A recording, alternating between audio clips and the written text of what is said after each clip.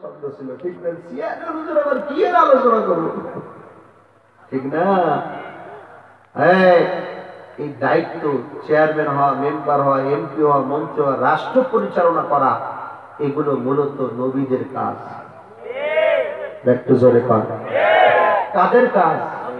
নবীদের কাজ। এখন আমরা নেই, ভালো লোক নেই দেখে অযোগ্য লোক চেয়ারে বসছে। কথা বল, ঠিক ঠিক না?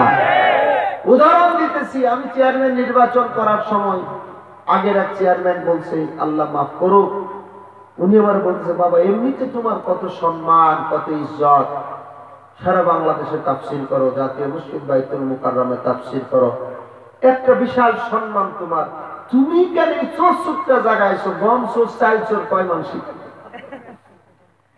বুঝতে পারো? আমি বললাম, শুনে এই জায়গাটা চাল চোর, গম চোরের জায়গা না, ভালো লোক বসলে এইটা দূর হয়ে যাবে। কথা বলে, ঠিক না? বুঝার জন্য উদাহরণ দিয়েছি। মনে করেন চুনারো ঘাটে বাজারের ভিতরে বাথরুম আছে কিনা? আছে না? বাথরুম করছে, এখন বাথরুমকে পরিষ্কার করে না, পরিষ্কার করে না, না করতে না করতে বাথরুম কি হয়ে যায়? নাপাক হয়ে যায় না? ময়লা আবর্জনা হয়ে যায়।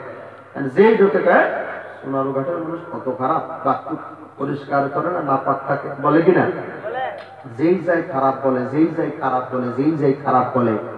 একজন লোক চিন্তা করলে এইভাবে আর খারাপ শোনা যায় না। উনি এক বালতি পানি, হারপিক, একটা ব্রাশ নিয়ে, একটা মগ নিয়ে সুন্দর করে আধা ঘন্টা চেষ্টা করে পরিষ্কার করে ফেলেছে।